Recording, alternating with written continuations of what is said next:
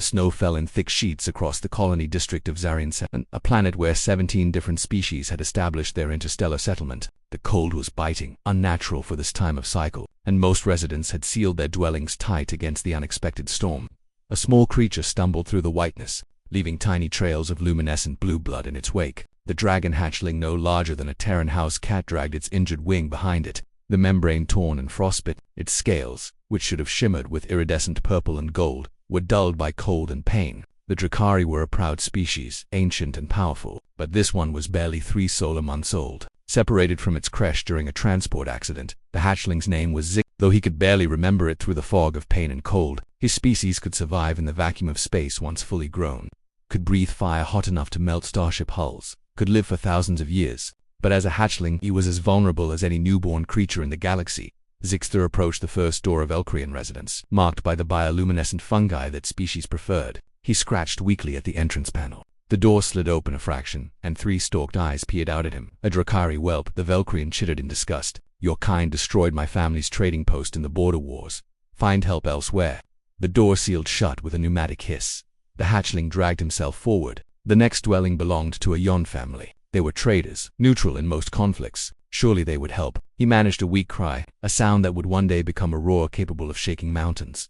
The Yon matriarch opened the door, her forearms folded across her chest. I know your species, little worm. You will grow large and fierce, and you will remember those who showed you weaknesses. I will not risk my younglings for the sake of a future predator. Go, house after house, door after door. A crystallid claimed they could not provide the heat he needed. A Saurian said their dwelling was too small. A pair of luminescents simply stared at him with their faceless forms and closed their door without a word. The hatchling's movements grew weaker. His breath came in shallow gasps, small puffs of smoke that froze instantly in the air. The blue blood trail behind him grew wider as his wound refused to clot in the extreme cold. He had nearly given up when he saw one more dwelling at the end of the row.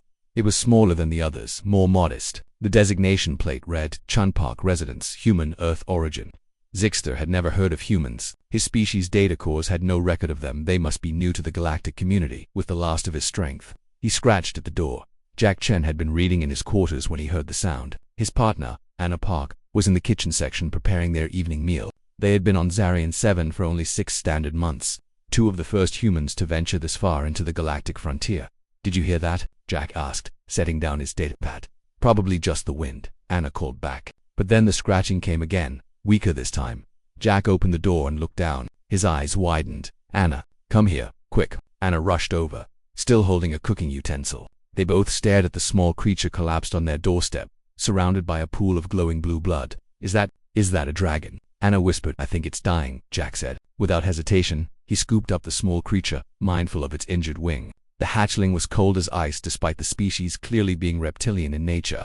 Jack, wait, Anna said cautiously. We don't know what it is. It could be dangerous. It could carry diseases. It's a baby, Jack said simply, already carrying it inside, and it's hurt. They laid Zixter on their warmest blanket near the heating unit. The hatchling's eyes flickered open, ancient gold eyes that held intelligence beyond his age. The wound needs to be cleaned, Anna said, her caution melting away as her nurturing instincts took over. She had been a veterinary student back on Earth before joining the colony program. I'll get the medical kit, the xenobiological one. For the next 3 hours, Jack and Anna worked together. They cleaned the wound with antiseptics, hoping their broad-spectrum medications would work on the alien physiology. Anna carefully splintered the damaged wing using materials she improvised from their supplies. Jack maintained a constant heat source and tried to get the creature to drink water with electrolytes.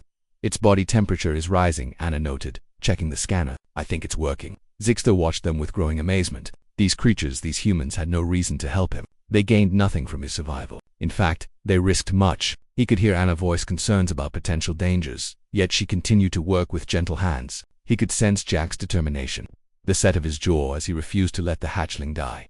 Over the following days, they nursed him back to health. Jack researched everything he could find about Drakari biology. Anna modified their food supplies to create nutritional supplements that wouldn't poison his alien system. They took turns staying awake to monitor his condition.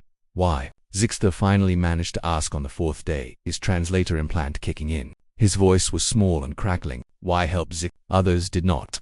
Jack and Anna exchanged glances. It was Anna who answered. Because you needed help, she said simply. Where we come from. There's an old saying, we're all we've got. When someone is hurting, you help them. It doesn't matter what they look like or where they're from. Your species is strange, Zixter said, but his tone was wondering rather than critical.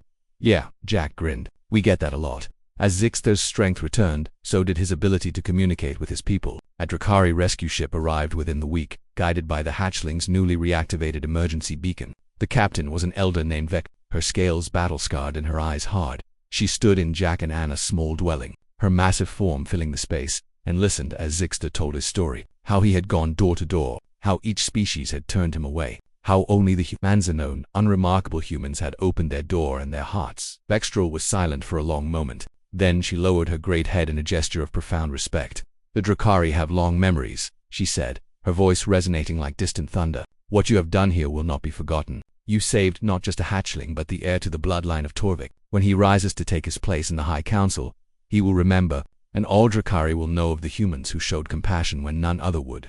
Jack shrugged uncomfortably. We just did what anyone should do. No, Vexeril corrected him, and her voice was gentle now. You did what only humans would do. In that lies your strength.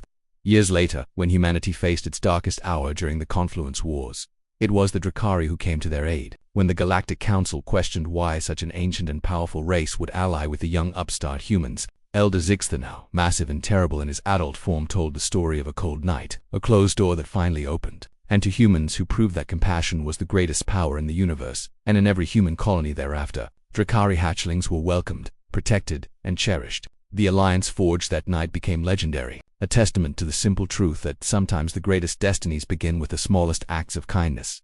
The galaxy would learn what Zixter had learned on that frozen night. Humans were not the strongest species, not the oldest, not the most advanced, but they possessed something rarer and more valuable than any of those things. They possessed hearts that saw beyond difference to recognize the universal language of need, and that made them extraordinary.